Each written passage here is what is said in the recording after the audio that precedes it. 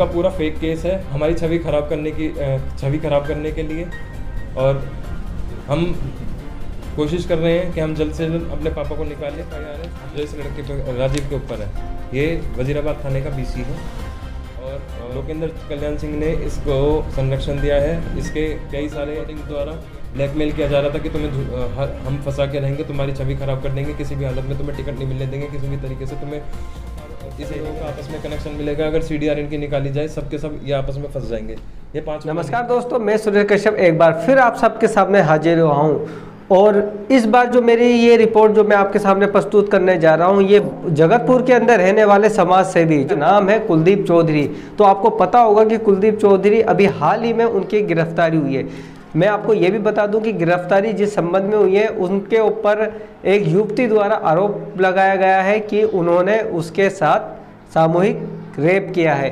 तो जो भी ये सामूहिक रेप का जो घटनाक्रम है, इसके अंदर 4 जने अभियुक्त बने हुए हैं जिनके ऊपर ये आरोप लगा हुआ है, जिसमें से एक कुलदीप चौधरी भी है। रविवार शाम 4 बजे कुलदीप चौधरी के परिवार ने एक प्रेस कॉन्फ्रेंस करी। उस प्रेस कॉन्फ्रेंस के जरिए उन्होंने सभी मीडिया कर्मियों को ये बताया है कि उनके परिवार के साथ एक बहुत बड़ा षड्यंत्र रचा जा रहा है। तो कुछ कॉल रिकॉर्डिंग का भी जिक्र इसके अंदर आया और कॉल रिकॉर्डिंग भी मीडिया के सामने रखी गई। और ये आपको सीधे ले चलते हैं प्रेस कॉन्फ्रेंस में और आपको दिखाते हैं कि क्या क्या कुछ कहा कुलदीप चौधरी के परिवार जनों ने। क्या आप अपनी तरफ से कोई सफाई देना चाहते हैं, शुरू से लेकर अंत तक बताना चाहते हैं? हाँ जी, क्या बताएंगे जी। मेरे बेटा बताएंगे जी, आगे के पीछे मेरे बेटा संभाल। राजीव, लाल बाबू, नरेंद्र, राजेंद्र, ये सारे टीम है जिसका संरक्षण करता है लोकेंद्र कल्याण सिंह। ये दूसरे की ज़मीनों को कब्जाते हैं, उस पर इलीगल तरीके से। राजीव का मेन कंडक्ट यही है कि वो कंटेनर रखता है, उसके ऊपर दर्जनों FIR उसके ऊपर इसी वजह से है कि वो कंटेनर रखता है किसी की प्रॉपर्टी पर, उसको दहड़ देने कब्जा लेता है, रात के समय में कंटेनर रखता है। इसने सुमित की प्रॉपर्टी पर कंटेनर रखा, कंटेनर रखने के बाद उस ज़मीन को कब्जा लिया। कब्जाने के बाद इस पर केस चला SDM कोर्ट में, और SDM कोर्ट में सेक्शन 145 CRPC के अंडर इसके राजीव के कंडक्ट के ऊपर इसमें केस चल रहा है, जिसमें इस प्रॉपर्टी पे स्टे लगा दिया गया था ताकि इस पे झगड़ा ना हो। उसके बाद भी इसने इस पे ज़मीन पे कंटेनर रखा। पुलिस वजीराबाद पुलिस थाने की से पुलिस आई, फोर्स आई, SDM के ऑर्डर हुए इस कंटेनर को हटा जाए। आज की डेट में कंटेनर उठा दिया गया है और ये कंटेनर पुलिस वजीराबाद थाने के सामने रखा हुआ नीले रंग का, आपने देखा होगा। इसकी फ़ोटोग्राफ्स भी मेरे पास रखी हुई है, ये इसकी फ़ोटोग्राफ्स है। ये वो कंटेनर है जिसके बारे में इल्ज़ामात लगाए गए हैं। इस कंटेनर में कोई ऑफिस नहीं है, बस इसको फ्रेम करने के लिए FIR चार्ज बनाने के लिए इसका बस नाम मेंशन कर दिया गया है कि एक ऑफिस है।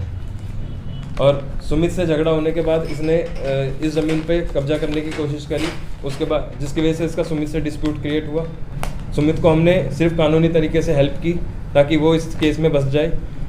इसके बाद इसका डिस्प्यूट होता है उमानगर से, उसके बच्चों को भी इसने फंसाया, उसके प्रॉपर्टी पे भी इसने कंटेनर रखा। उस कंटेनर को जब कंटेनर रखा गया, उसने लगातार 100 नंबर पे कॉल करी, इसने उसके साथ बदसलूकी करी, कपड़े फाड़े। इसके ऊपर 354 उसके ऊपर लगी है, मारपीट का मुकदमा है, ट्रेसपास का मुकदमा दर्ज है।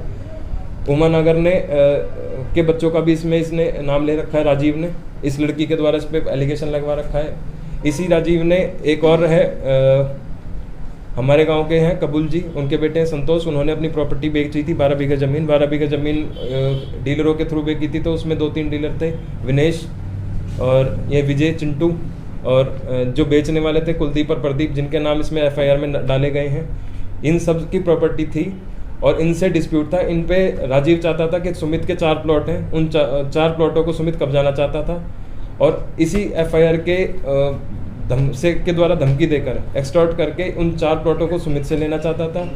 12 बीघा ज़मीन जो उसने जमींदार ने बेची थी, उस जमींदार की ज़मीन में अपना ज़बरदस्ती का थ्रेट दिखाकर 2.5 बीघे ज़मीन और 1 करोड़ रुपए उसमें अपने एक्सटॉर्ट करने की कोशिश करी, जो कि उन्होंने मना कर दिया, हमने मना कर दिया, इसने सुमित ने मना कर दिया, उमानगर ने मना कर दिया। उसकी वजह से इसने इस लड़की को इन्वॉल्व किया और इन्वॉल्व करने के बाद इसने ऐसे ऐसे फ्रेम बना के थोड़ा लीगल पर्सन से हेल्प मांगी ताकि यहाँ पे ये वजीराबाद थाने में की जुरिस्डिक्शन लगती है। वजीराबाद थाने की जुरिस्डिक्शन लगने की वजह से इसको सारा रेप केस यहीं का दिखाना था। इन्होंने पहले कंप्लेंट लगाई वजीराबाद थाने में। वजीराबाद थाने ने FIR दर्ज नहीं करी ताकि क्योंकि इसमें इनको कुछ एविडेंस मिल नहीं रहा था। पहले इस लड़की ने एलिगेशन लगाया था दूसरे कंटेनर का, जो कंटेनर मात्र आधे घंटे के अंदर पुलिस ने उठा लिया था। वो कंटेनर जब मौके पर देखा, जब आधे घंटे में पुलिस ने वो कंटेनर ही उठा लिया, तो उस कंटेनर पर रेप कैसे हो जाएगा। इसलिए इन्होंने फिर अपनी कंप्लेंट वापस ले ली। उसके बाद इन्होंने थोड़े ग्राउंड्स चेंज करे, जुरिस्डिक्शन दूसरे थाने के बनाई। नबी करीम थाने में बाबा होटल को इन्वॉल्व किया मैटर में। बाबा होटल का इन्होंने ब्यौरा खोला और आप खुद जाके देख लेना, क्वारंटाइन सेंटर उसको बना दिया गया है। तो जिसने आरोप लगाया है, क्या वो पहले कभी कुलदीप से मिली, कुलदीप जी से, हमारे, या फिर अगर वो महिला हमारे सामने भी आ जाती है तो हम उसे पहचान नहीं पाएंगे। हम उसे बिल्कुल भी नहीं जानते। ये बाहर से लाई गई महिला है। राजीव का इससे डायरेक्ट कनेक्शन मिलेगा, आप उसका नंबर देख लीजिएगा, ट्रेस कर लीजिएगा, आपको उसका कनेक्शन उसी से मिलेगा। बता दी थी कि आपको झूठे केस में फंसाया जा सकता है। जी। क्या आपकी शिकायत पर पुलिस द्वारा कोई कार्रवाई आज तक नहीं करी गई है। आपने लोकेंद्र का नाम लिया है। लोकेंद्र जो है वो कांग्रेसी नेता है। कांग्रेसी नेता है। तो आपकी छवि खराब करने से उनको क्या लाभ हो सकता है? लास्ट टाइम हम निर्दलीय चुनाव लड़े थे, हमको 8000 वोट मिले थे। जी। इसकी जमानत जब्त हो गई थी। जी। इसकी जमानत जब्त होने की वजह से इसको अपना एक ही दुश्मन दिखाई दे रहा है कि हाँ, जब तक ये झोड़दा वार्ड में रहेंगे तो उसकी राजनीति जब तक जीरो ही रहेगी। हमने क्षेत्र में काम कर रखे हैं। अभी कोरोना के टाइम पे भी लोग अपने घरों में बैठे थे, घर से बाहर नहीं निकल रहे थे। हमने अपनी पूरी टीम के साथ पूरे एरिया को सैनिटाइज करते रहे, आज भी कर रहे हैं। डेंगू मार दवाई का छिड़काव कर रहे हैं। अभी डेंगू का इतना ज़्यादा प्रकोप फैल रहा है, इसलिए हमने ये मशीन लाकर, इस मशीन के द्वारा भी हम फॉगिंग करने की फॉगिंग कर रहे हैं डेली। इसी वजह से कि इनका नाम एरिया में अच्छा चल रहा है, लोग पसंद कर रहे हैं और वोट बैंक बढ़ जाएगा। इसी डर से इन्होंने ये एलिगेशन लगा के हमको फंसाने की कोशिश की है।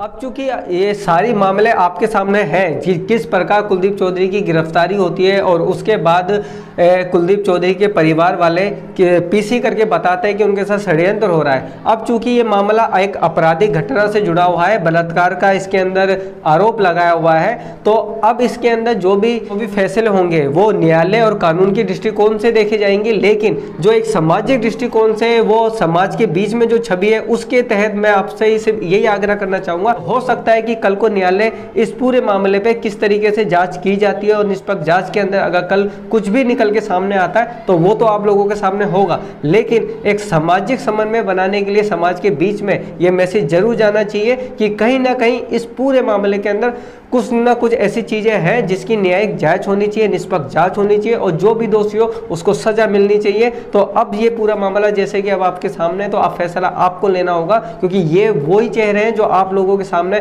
हमेशा रहते आए हैं, जो आप लोगों की सेवा में रहते आए हैं और आने वाले निगम चुनाव के अंदर भी ये चेहरे रहेंगे। हालांकि चौधरी कुलदीप सिंह के पुत्र ने भी और उनकी धर्मपत्नी ने भी स्पष्ट कर दिया है कि वो 2022 के चुनाव में अभी भी बने हुए हैं और अगर आम आदमी पार्टी या किसी भी तरीके से अगर उनको चुनाव लड़ने का जो भी उनको मौका मिलता है तो वो इस बार पहले से भी ज़्यादा दमदार तरीके से चुनाव लड़ेंगे। तो दीजिए इजाज़त, फिर मिलेंगे एक अन्य खबर के साथ, तब तक के लिए।